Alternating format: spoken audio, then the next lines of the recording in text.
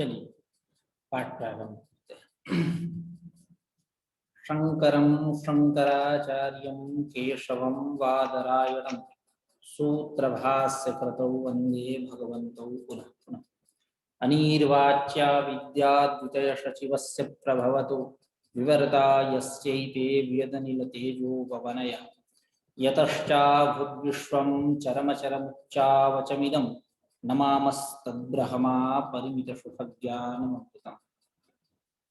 आप सभी प्रतिभागियों का इस उत्कर्ष नामक शास्त्राध्ययन उपक्रम में हार्दिक स्वागत एवं अभिनंदन। जैसा कि हम लोग प्रतिदिन प्रायः इसी समय पर ब्रह्मसूत्र चतुस्सूत्री भाष्य भामती का अध्ययन करते हैं, उसी अध्ययन क्रम में पुनः एक बार उपस्थित हुए हैं। आप सभी का हार्दिक स्वागत एवं अभिनंदन। जैसा कि यह हमारा जो अध्ययन क्रम है, यूं कहे हमारा यह जो चर्चा प्रसंग है, अभी कथम पुनः प्रत्यगात्मनि अविषये विषय तद्धर्माणाम अध्यास है, इसके ऊपर प्रवर्तित है। आज यह जो पूर्व पक्ष है, उस पूर्व पक्ष का समाधान ग्रंथ पढ़ेंगे उच्यते करके, ठीक है, और भामती के अनुसार विचार भी करेंगे। तो मैं एक बार संक्षिप्त रूप से बता दूं, पूर्व पक्ष यह किया गया पूर्व पक्षी के द्वारा, अन्य दार्शनिक के द्वारा, कथम पुनः प्रत्यगात्मनि अविषय अध्यास विषय तद्धर्माणाम। इस प्रत्यगात्मा में प्रतीपम यानी अशक्य निर्वचनीयभ्य देहेन्द्रियादिभ्य आत्मानं प्रतीपम यानी विपरीतम निर्वचनीयम अंचति जानाति इति प्रत्यक, यह प्रत्यक शब्द का निर्वचन हुआ। यानी इस आत्म तत्व को देहेन्द्रियादि से विपरीत समझ रहा है, यही जिसको समझ रहा है यानी आत्म तत्व, वही आत्म तत्व ही प्रत्यगात्मा। तो यह प्रत्यगात्मा अविषय है। तो जब अविषय हो गया तो उस प्रत्यगात्मा रूप अविषय में कैसे विषय और उसके धर्मों का अध्यास होगा, ये पूर्व पक्ष हुआ। क्योंकि उस पूर्व पक्ष के प्रति एक कारण था कि प्रायः सभी लोग पूर्व अवस्थित वस्तु में ही विषयांतर का अध्यास करते हैं। जैसे सुप्तिकादि पूर्वस्थित है, पूर्ववर्ती है, उसमें रजतादि का अध्यास होता है, ठीक है। और आप ये नहीं कह सकते कि इस प्रत्यगात्मा को आप अध्यास, इसमें अध्यास करने के लिए विषय बना दे, क्योंकि युष्मत् प्रत्ययापेतस्य च प्रत्यगात्मनः अविषयत्वं प्रविशति। इस प्रत्यगात्मा को, कैसा प्रत्यगात्मा है, युष्मत् प्रत्ययापेत है, अपेत है, रहित है। इस प्रत्यगात्मा को आप क्या मानते हो, विषय, अविषयत्वं प्रविशति, अविषय मुक्त बोलते हो। इसलिए आप अध्यास की उपपत्ति करने के लिए, अध्यास दिखाने के लिए इस प्रत्यगात्मा को आप विषय भी नहीं कर सकते, ठीक है। ये पूर्व पक्ष हुआ। एतावता भाष्य और भामती के अनुसार हम लोगों ने यहाँ तक विचार किया। भामतीकार ने भी स्पष्ट किया कि यह प्रत्यगात्मा जो ये अनंश है, निरंश है, स्वयं प्रकाशमान है, अपराधीन प्रकाश है, युष्मत् प्रत्यापेत है, यह विषय नहीं है, अविषय है।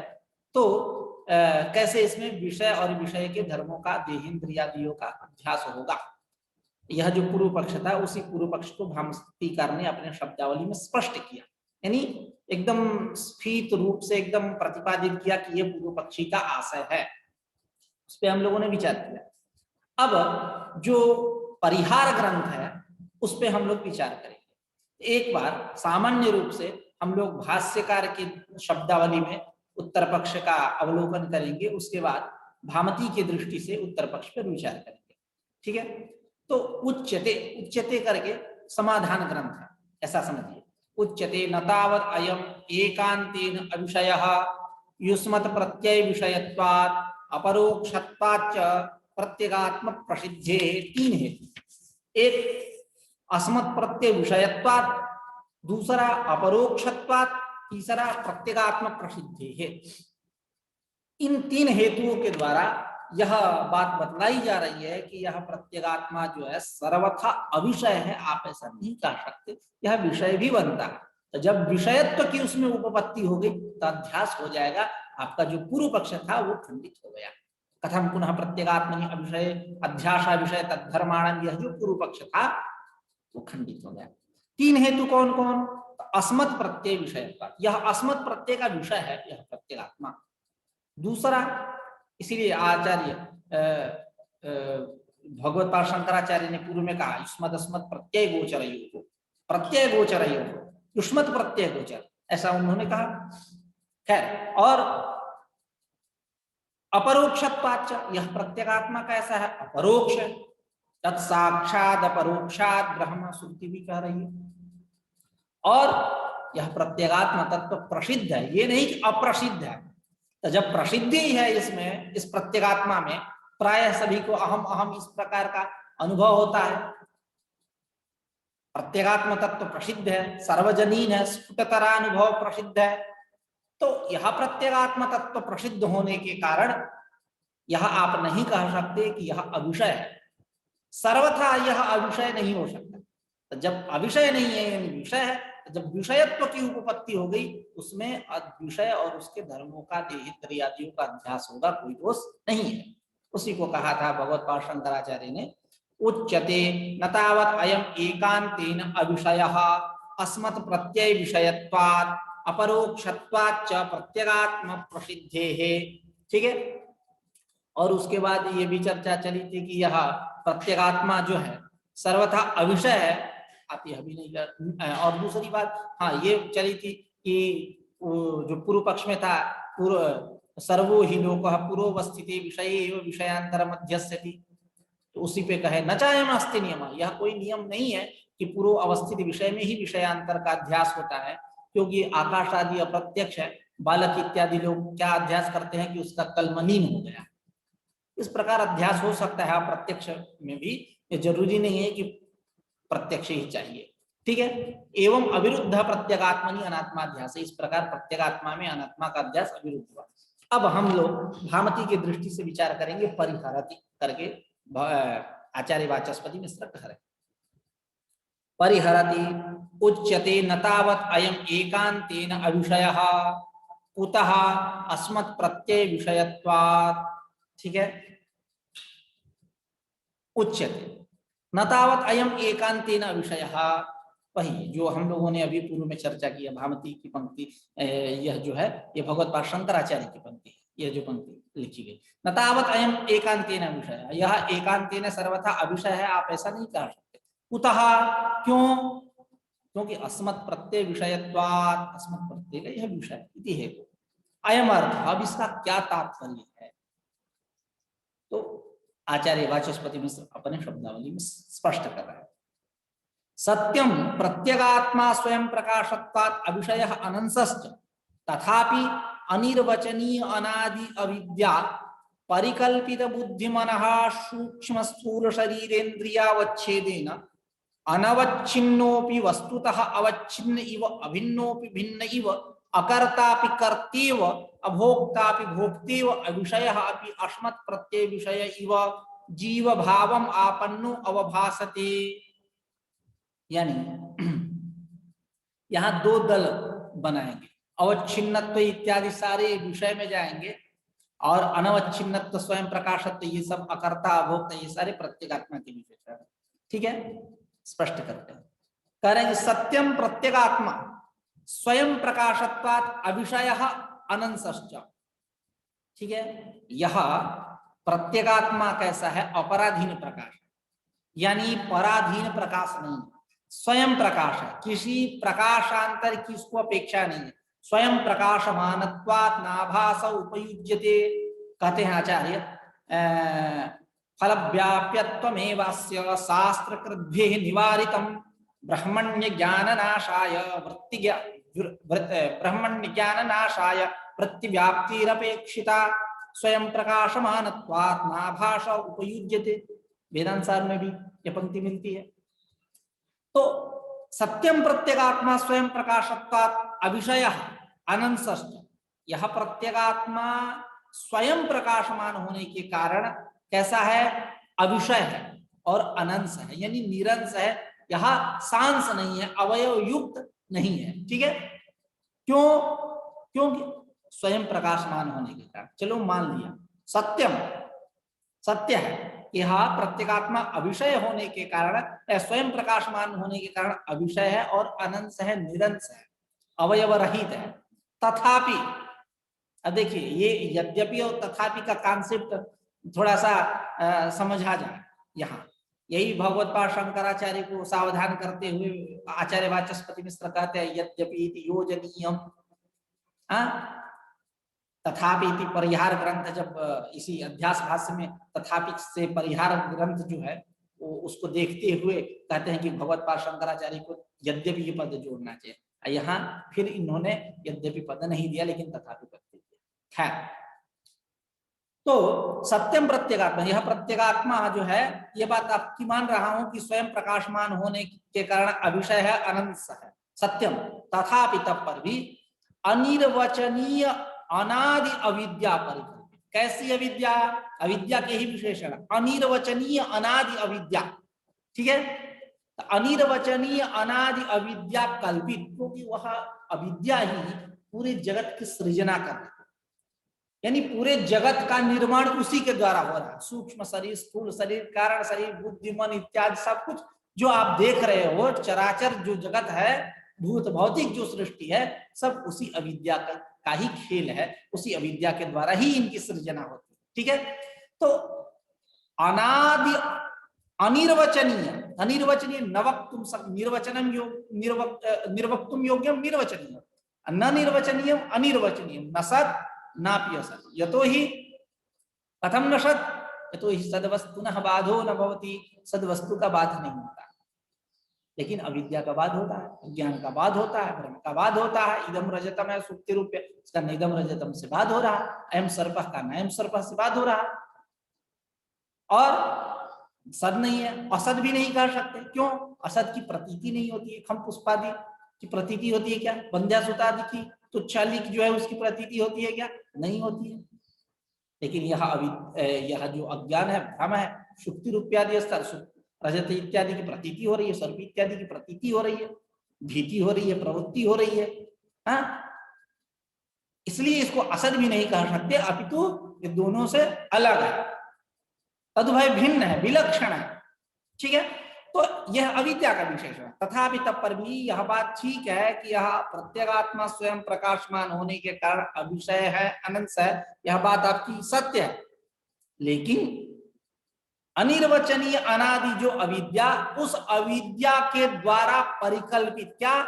बुद्धिमनः, बुद्धिमन घटित जो सूक्ष्म शरीर, स्थूल शरीर, ठीक है, इंद्रियादि, इंद्रियावच्छेदेन, इन सब के कारण नहीं, इन सब उपाधियों के कारण, ठीक है, उपाध्यवच्छेदेन कह लीजिए। तथापि अनिर्वचनीय अनादि अविद्या परिकल्पित बुद्धिमनः सूक्ष्म स्थूल शरीरेन्द्रियावच्छेदेन अनवच्छिन्नोपि, वह कैसा है? अनवच्छिन्न है। वस्तुतः परमार्थिक दृष्टि से यदि हम बात करें तो वह क्या है? अनवच्छिन्न। अनवच्छिन्नोपि वस्तुतः, है ना, अनवच्छिन्नोपि वस्तुतः अवच्छिन्न इव, वस्तु अवच्छिन्न इव, कैसा प्रतीत हो रहा है? ये सब उपाधि लग गई है तो बस उसमें अवच्छिन्नता की प्रतीति हो रही है। वस्तुतः पारमार्थिक दृष्टि से वो कैसा है? अनवच्छिन्न है, लेकिन ये सारे उपाधि लग गए तो प्रत्येगात्मा वो चिदात्मा एतद रूप से प्रतीत हो रहा है। अभिन्नोपि भिन्न इव, और वह अभिन्न है, एक है, अखंड है, अखंड ही रस है, अखंड है। ठीक है, वो वहां निर्विकल्पक में क्या बोलते हैं? ज्ञात्र ज्ञानादि विकल्प लय अपेक्षया अद्वितीय वस्तुनि तदाकाराकारिता या चित्तवृत्ते है अतितराम एकी भावेन अवस्थान वैशिष्ट्यानवगा ही ज्ञान, संसर्गानवगा ही ज्ञान बोल सकते हैं। संसर्गासंगी सम्यक धी हेतुता या गिराम्यम उक्ता खंडार्थता यद्वा तत्प्रातिपदिकार्थता प्रातिपदिकार्थ मात्र परत्वम वा खंडार्थत्वम, कहते हैं आचार्य धर्मराजा ध्वरीन्द्र वेदांत परिभाषा के प्रत्यक्ष परिच्छेद में। ठीक है, तो एतद रूप वह अखंड है, अभिन्न है, लेकिन ये सारी उपाधियां लग जाने से उसमें भिन्नता की प्रतीति हो रही है, तत्ता नाना रूप से वह व्यवहृत हो रहा है। अभिन्नोपि भिन्न अकर्तापि कर्तेयो, और वह करता भी नहीं है, वह करता भी नहीं है, कारण भी नहीं है। ठीक है, यतो वा इमानि भूतानि जायन्ते येन जातानि जीवन्ति यत् प्रयन्ति विषम विशन्ति। इसकी व्याख्या करते हुए आचार्य धर्मराजा ध्वरीन्द्र विषय परिच्छेद में क्या करते हैं, जगत पदेन इति कारणत्वं विवक्षितम्, जगत पदेन कार्यजातं विवक्षितम्, कारणत्वं च कर्तृत्वं, कर्तृत्वं नाम तत्तद उपादान गोचर अपरोक्ष ज्ञान ईर्षाकृतिमत्वम्। कारण कर्तृत्व, वहां कारण का तात्पर्य कर्तृत्व, तो करता भी नहीं है। फिर आप सिद्धांत ले संग्रह देखेंगे तो सिद्धांत ले संग्रह में लास्ट में जहां तत्तद आचार्य उपादान का विचार है कि कौन उपादान है, ईश्वर रूप ब्रह्म उपादान है, ईश्वर उपादान है कि जीव रूप ब्रह्म उपादान कारण है, कौन उपादान, इसकी जब चर्चा चलती है तो मुक्तावली का, सिद्धांत मुक्तावली का, वेदांत का ग्रंथ है, सिद्धांत मुक्तावलीकार कहते हैं कि यतो वा इमानि भूतानि जायन्ते येन जातानि जीवन्ति यत् प्रयन्ति अमीशं विशन्ति। इस श्रुति में जिस कारणत्व की प्रतीति हो रही है वो औपचारिक कारणत्व की प्रतीति हो रही है, वस्तुतः वह ब्रह्म कारण भी नहीं है। ठीक है, वहां श्रुति प्रमाण देते हैं पूर्वम अनपरम अनंतरम अबाह्यम करके श्रुति प्रमाण देते हैं, तो उसमें कारणत्व भी नहीं, कर्तृत्व इत्यादि नहीं, वस्तुतः सिद्धांत रूप में, लेकिन उसमें कर्तृत्व इत्यादि अविद्या माया शक्ति, माया के आवरण शक्ति के द्वारा उसमें कर्तृत्व की उपपत्ति होती है, कर्ता भोक्ता इत्यादि व्यवहार होता है। तो अकर्ता उसी पर है, अकर्ता अपि कर्ते व, कर्ता के समय अभोक्ता अपि भोक्ते व, भोक्ते व, वह अभोक्ता होते हुए भी भोक्ता के समान प्रतीत हो रहा है। अविषयोपि असमत प्रत्यय विषय, वह अविषय है, वस्तुतः वो विषयी है। आचार्य वाचस्पति मिश्र ने भी अपने जब पूर्व पक्ष का स्पष्टीकरण कर रहे थे तो वहां कहे विषयी चिदात्मा, ऐसा करके कल के पाठ में हम लोगों ने विचार किया। आयुष्मद अस्मद प्रत्यय गोचर यह विषय विषयियो हो, विषयी पद से उसको कहा गया। तो अविषयी तो उसी पर है, अविषय अविषयोपि अस्मत् प्रत्यय विषय, अविषय होते हुए भी वह अस्मत् प्रत्यय का विषय है, इसके समान है। इव जीव भावम आपन्न अवभाषते एतद रूपेण, वह प्रत्येगात्मा जो है जीव भाव को प्राप्त करता है, जीव भावम आपन्न अवभाषते, अर्थात यूं कहे जीवात्मना प्रतीयते, जीव रूपेण प्रतीयते। कौन? वह प्रत्येगात्मा। वस्तुतः एतादृश है, लेकिन उपाधियों के कारण, यानी अनादि अविद्या परिकल्पित अविद्या का ही पूरा यह खेल है, पूरा अविद्या ने इस जीवात्मा को, परमात्मा को, चिदात्मा को, प्रत्येगात्मा को एकदरूप कर दिया। ठीक है, इसी को कह रहे हैं सत्यम प्रत्येगात्मा स्वयं प्रकाशत्वात् अविषय अनंसश्च तथापि अनिर्वचनीय अनादि अविद्या परिकल्पित बुद्धिमनः सूक्ष्म स्थूल शरीरेन्द्रियावच्छेदेन अनवच्छिन्नोपि वस्तुतः अवच्छिन्न इव अभिन्नोपि भिन्न इव अकर्तापि कर्ते इव अभोक्तापि भोक्ते इव अविषयोपि अस्मत् प्रत्यय विषय इव जीव भावम आपन्नो अवभाषते।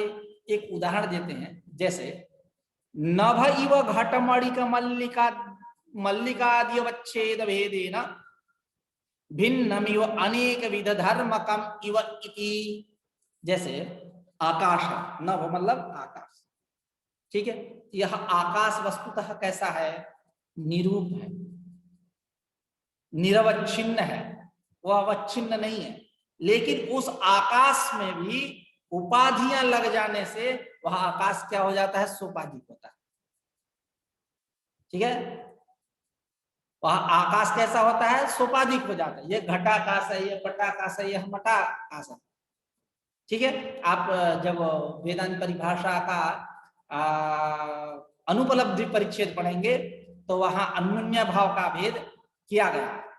भेदातिरिक्त विभागादौ प्रमाणाभावात् अयं च अन्योन्य भाव द्विविधा सादिरनादिहि अधिकरणस्य सादित्वे सादिः अधिकरणस्य अनादित्वे अनादिः पुनरपि यस्य द्विविधा भेदः सोपाधिका निरुपाधिक चेति सोपाधिको नाम, इस वहां पर लक्षण करते हैं सोपाधिकत्वम नाम स्वाश्रय, जैसे घटाकाश सोपाधिका, स्वाश्रय एक लक्षण वहां करते हैं, स्वा सोपाधिकत्वम नाम यावत स्वाश्रय ग्राहक नहीं, उपाधि सत्ता व्याप्य सत्ताकत्वम सोपाधिकत्वम, उपाधि सत्ता व्याप्य सत्ताकत्वम सोपाधिकत्वम तच्छून्यम निरुपाधिकत्वम। जैसे घटाकाश सोपाधिक, उपाधि सत्ता घट, उस आकाश की उपाधि कौन है? घट, उसकी जो सत्ता घट सत्ता, तया सत्तया व्याप्य सत्ता यस्य आकाशस्य स आकाश कीदृशा सोपाधिका, तो ये उपाधि है। तो यह जैसे आकाश कैसा होता है वस्तुतः वह निरुपाधिक है, लेकिन यह घैली आकाश, घड़ा आकाश, पटाकाश, मठाकाश इत्यादि तमाम नाना विधा आकाश की प्रतीति हो रही। क्यों? उपाधि के कारण। ठीक उसी प्रकार प्रत्येक आत्मा कैसा है? अकर्ता, भोक्ता, निरवच्छिन्न इत्यादि है, लेकिन अविद्या के कारण वह बैठी है, वहीं से रिमोट कंट्रोल हो रहा है कि किसकी सत्ता होगी केंद्र में। ठीक है, तो कहने का तात्पर्य क्या है? वह अविद्या ही इस आत्मा को अपने आवरण शक्ति के द्वारा इस आत्मा को एक रूप से बोध करा है। ठीक है, तो कह रहे न भैव घटमणिक मल्लिकाद्यवच्छेदेन भिन्नम इव अनेक विध धर्मकम इव इति। जैसे नभ इव, नभ के समान, और नभ क्या है? घटमणिक, घट मतलब ये जो कंबुग्रीवादिमान पदार्थ जिसको हम पृथुबुद्धोदरादि आकृति विशिष्ट वस्तु विशेष बोलते हैं। अमणिक मतलब मटका इत्यादि। ठीक है, घट मणिक मल्लिका आदि से जो भी लेना है ले लीजिए, घटा पट मठ इत्यादि सब।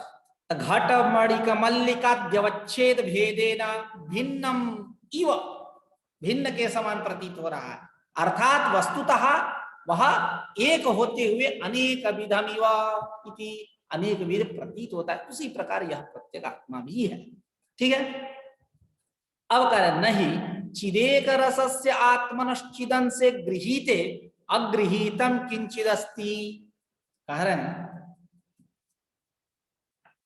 नहीं, लास्ट में हम करेंगे। चिदेक रसस्य आत्मन, यह आत्मा कैसा है? चिदेक रस है, एक रस है। एक रस है मतलब जैसे एक रस का उदाहरण आप देखिए, जैसे बतासा, बतासा एक मिठाई जो है, आप उसको किधर से भी आप खाओ, आगे से खाओ, पीछे से खाओ, बीच से खाओ, मीठा का मीठा ही लगेगा, एक रस। ठीक है, आप ईख ले लो, इक्षु गन्ना, आप ऊपर वाले हिस्से से खाओगे तो उसका स्वाद दूसरा रहेगा, नीचे वाले हिस्से का स्वाद दूसरा रहेगा, तो वो एक रस नहीं है। ठीक है, जब उसको आप उसकी पेराई कर दोगे तब निकलेगा तो शायद एक रस मिल जाए। ठीक है, तो एक रस का तात्पर्य यही है, अखंड ही का रस है। ठीक है, तब कह रहे हैं नहीं, नहीं का अन्वय बाद में, चिदेक रस से आत्मनः चिदन से गृहीते, यह एक रस जो आत्मा है, इस आत्मा का चिदन से गृहीते, चिदंश के गृहीत होने पर, एक अंश का ग्रहण होने पर, ठीक है, अग्रहीतम किंचिद अस्ति, कुछ अग्रहित है, कुछ गृहीत नहीं है, किसी चीज अंश का अभान हो रहा है, भान नहीं हो रहा, आप ऐसा नहीं, किंचिद अस्ति ऐसा आप नहीं कर सकते, क्योंकि वो अखंड ही कर सकते।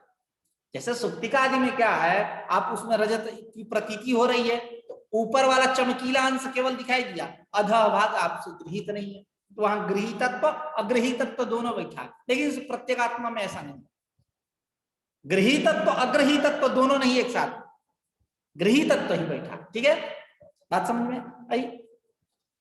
चिदेक रसस्य आत्मनः चिदन से गृहीते, चिदन के गृहीत होने पर मतलब कस्यचिदस्य एकस्य अंशस्य ग्रहणे सति, ठीक है, अग्रहीतम किंचिद अस्ति नास्ति, ऐसा नहीं कह सकते। तो किसी ने कहा कि नहीं नहीं हम उसको बता रहे हैं, तो कुछ अंश गृहीत है, कुछ अंश नहीं गृहीत, हम व्यवस्था बनाएंगे। कैसे? उसी बात को यहाँ प्रकाशन है।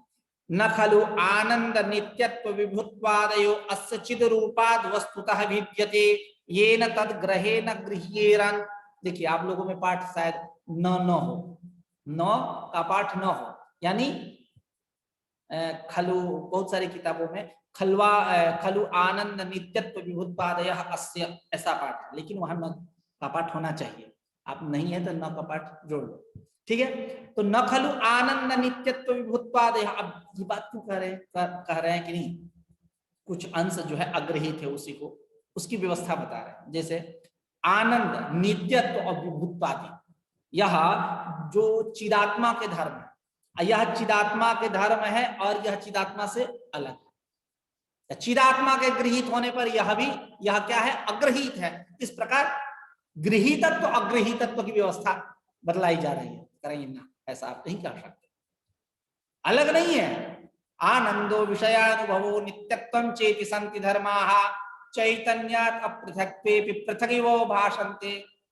वेदांत परिभाषा विषय परिच्छेद, ठीक है, वहां कहते हैं ननु स्वस्य स्ववृत्तित्वा भावे कथम लक्ष्य लक्षणत्वम, तो वहां कहते हैं क्यों ये बात चलती है, कहाँ चलती है, तो मैं बता, जब ब्रह्म का स्वरूप लक्षण करते हैं, वो ब्रह्म कैसा है, सत्यम ज्ञानम अनंतम ब्रह्म, सत्स्वरूप है, चित स्वरूप, आनंद स्वरूप।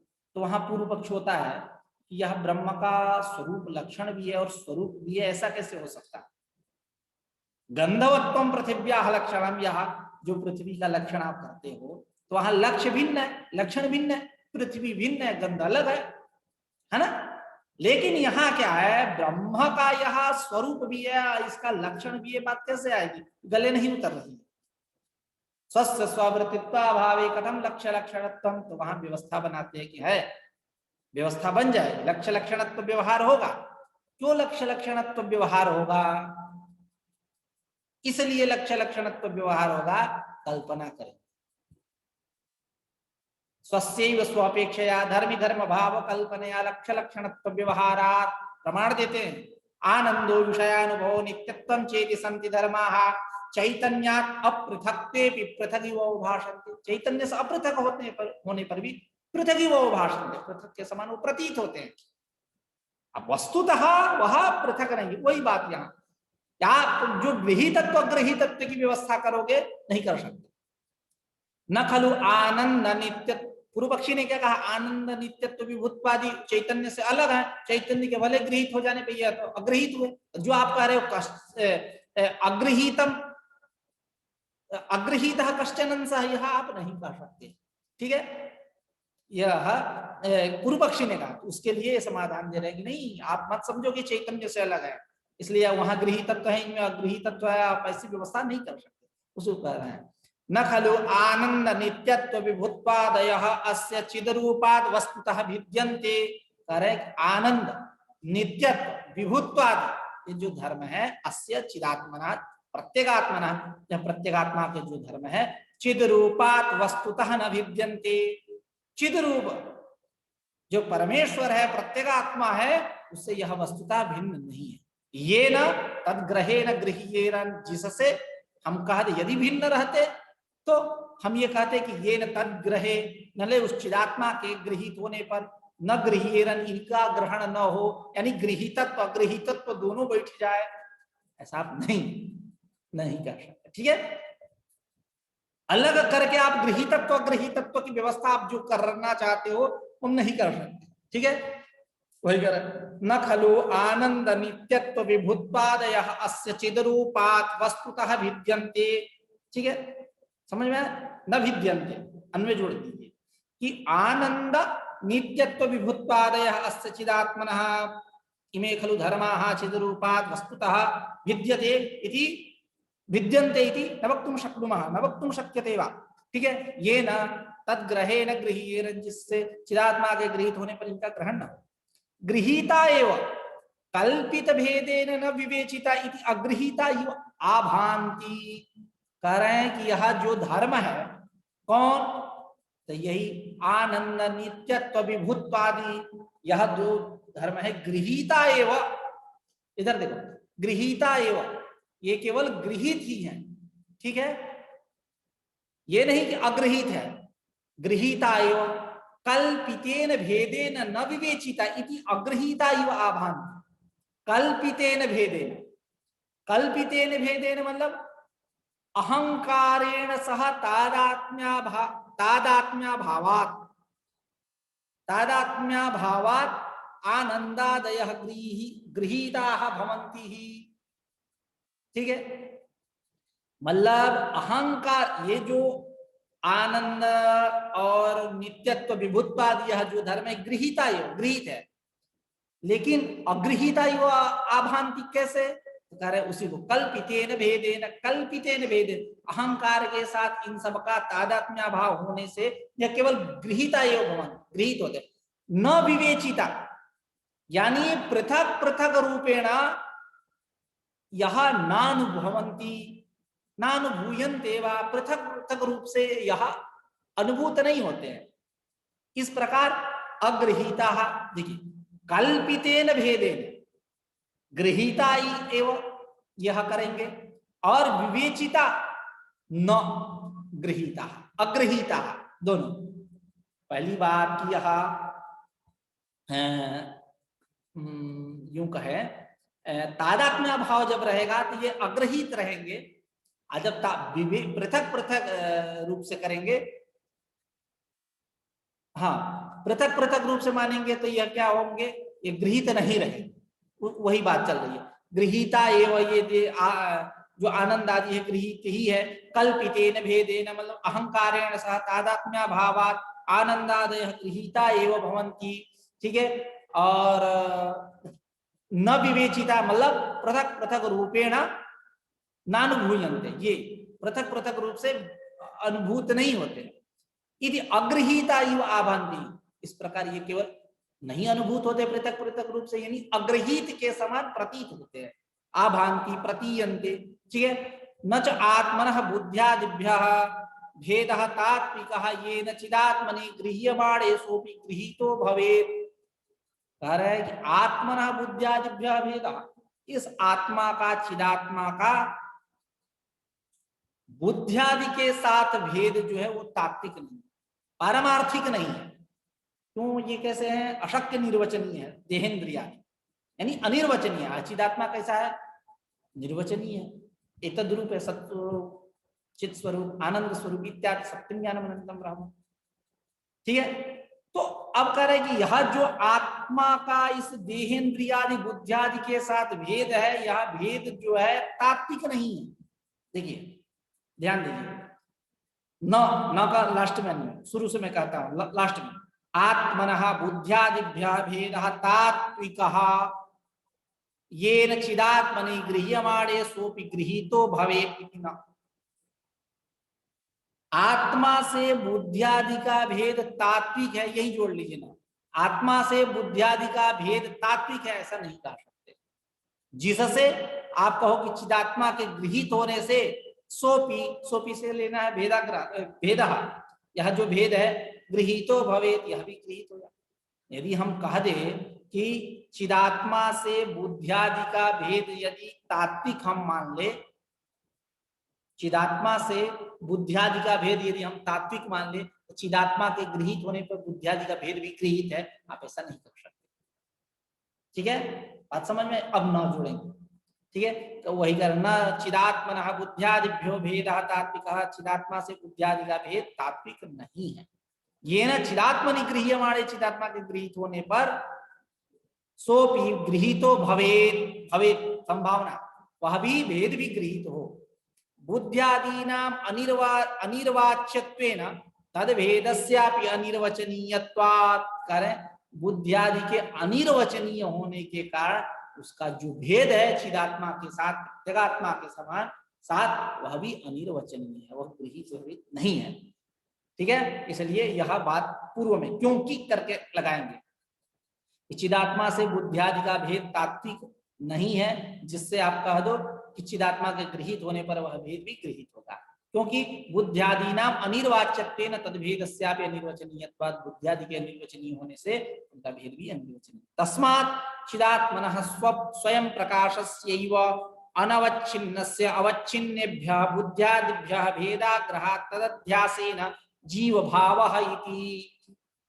ठीक है, कह रहे हैं तस्मात् यह तो हो, इसलिए चिदात्मनः स्वयं प्रकाशति, सारे षष्ठ्यंत को एक साथ जुड़ी, चिदात्मनः स्वयं प्रकाशस्य अनवच्छिन्नस्य, सब चिदात्मा कैसा है, स्वयं प्रकाशमान है, अपराधीन प्रकाश है, अनवच्छिन्न है ना। एतद रूप होने के कारण इस चिदात्मा का अवच्छिन्नेभ्य बुद्ध्यादिभ्य, बुद्ध्यादि से जो भेदाग्रह, भेद का अग्रह है, भेद का ज्ञान नहीं हो रहा, भिन्न भिन्न ज्ञान नहीं हो रहा, उस भेदाग्रह के कारण ही तदाध्यासेन तादात्म्याध्यासेन जीव भाव ही, यह चिदात्मा प्रत्येगात्मा जीव भाव को प्राप्त कर लेता है। क्या प्रयोजक बना? भेदाग्रह।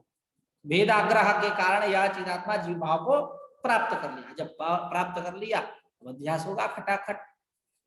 वही कर तस्मात् चिदात्मनः स्वयं प्रकाशस्यैव अनवच्छिन्नस्य अवच्छिन्नेभ्यः बुद्ध्यादिभ्यः भेदाग्रहात् तदध्यासेन जीव भावः इति तस्य च अनिदम् इदमात्मनः अस्मत् प्रत्यय विषयत्वम् उपपद्यते। तस्य चिदात्मनः, वह जो चिदात्मा है, प्रत्यगात्मा है, तस्य प्रत्यगात्मनः, उसको जीव भावापन्नत्वेन इदमात्मकत्व, वह जीव भावापन्न होने के कारण कौन? चिदात्मा प्रत्यगात्मा, यानी चिद जीव भावापन्न है। जीव भावापन्न होने के कारण उसमें क्या है? इदमात्मकत्व। जब इदमात्मकत्व उसमें आ गया तो विषयत्व की उपपत्ति हो जाएगी। ठीक है, उसमें क्या हो जाएगी? विषयत्व की उपपत्ति हो।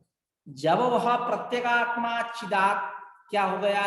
इदमात्मक हो गया, इदंतया उसको हम जीव भावापन्न हुआ। तो जब जीव भावापन्न हो गया इदमास्पद हो गया, इदमास्पद हो गया तो उसमें विषयत्व की उपपत्ति हो गई। जब विषयत्व की उपपत्ति हो गई अध्यास होगा। ठीक है, जो अविषय करके कहे कि कथम अध्यास, वह गया। वही कह रहे तस्य प्रत्यगात्मनः जीव भावापन्नत्वेन इदमात्मकत्वम इदमात्मकत्वेन अस्ति तत्र विषयत्वम। ठीक है, अब वो कैसा है? अनिदम, वो कैसा है? हाँ, अनिदम इदमात्मन, वह अनिदम वो जो है अनिदमात्मक है, यानी यूं कह ले अस्मत् प्रत्यय का विषय। वह चिदात्मा कैसा है? अस्मत् प्रत्यय का विषय। उसी तस्य प्रत्यगात्मनः चिदात्मनः जीव भावापन्नत्वेन इदमात्मकत्वम इदमात्मकत्वेन अस्ति तत्र विषयत्वम। इस प्रकार वह अस्मत् प्रत्यय का विषय बना। इस अस्मत् प्रत्यय विषयत्व की उपपत्ति हो गई उसमें। तथा ही करके इसी को स्पष्ट करे। कर्ता भोक्ता चिदात्मा अहम प्रत्यय प्रत्ययो भासते। कह रहे हैं कि अहम प्रत्यय, अहम प्रत्यय का तात्पर्य क्या है? अहंकाराकार प्रतीत, अहंकाराकार जो वृत्ति बन रही। ठीक है, अहंकाराकार प्रतीति में यह जो चिदात्मा है, यह चिदात्मा कैसा प्रतीत हो रहा है? कर्तृत्वेन भोक्तृत्वेन प्रत्यवभासते, वहां अवभाषित हो। कहाँ? प्रतीति में। किसके प्रतीति में? अहंकाराकार प्रतीति में। अहंकाराकार प्रतीतौ चिदात्मा कर्तृत्वेन भोक्तृत्वेन प्रत्यवभासते, एतद् रूपेण वह अवभाषित हो रहा है। ठीक है, अहंकाराकार उसी को कह रहे हैं। तथा कर्ता भोक्ता चिदात्मा अहम प्रत्यये प्रत्यवभासते न च उदासीनस्य तस्य क्रिया भोग शक्तिर्वा संभवति। वस्तुतः वह चिदात्मा कैसा है? उदासीन है। वह क्रिया शक्ति और भोग शक्ति से अलग है, उसमें क्रिया शक्ति और भोग शक्ति नहीं है। उसको कह रहे न च उदासीनस्य तस्य प्रत्यगात्मनः, जोड़ लीजिए, क्रिया शक्तिर्भोग शक्तिर्वा संभवति। उसकी क्रिया शक्ति और भोग शक्ति संभव नहीं है वस्तुतः। वह केवल अहंकाराकार प्रतीति में कर्तृत्वेन भोक्तृत्वेन प्रत्यवभाषते, अवभाषित हो रहा है, उसकी उपपत्ति हो रही है। ठीक है, आगे यस्य च बुद्ध्यादेः कार्य कारण संघातस्य क्रिया भोग शक्तिर्न तस्य चैतन्यम। कल आज की चर्चा यहीं समाप्त करते हैं। ठीक है, कल चर्चा करेंगे। कुछ पूछना है आप लोग पूछ सकते हैं। ठीक है, चलिए आज की चर्चा यहीं समाप्त।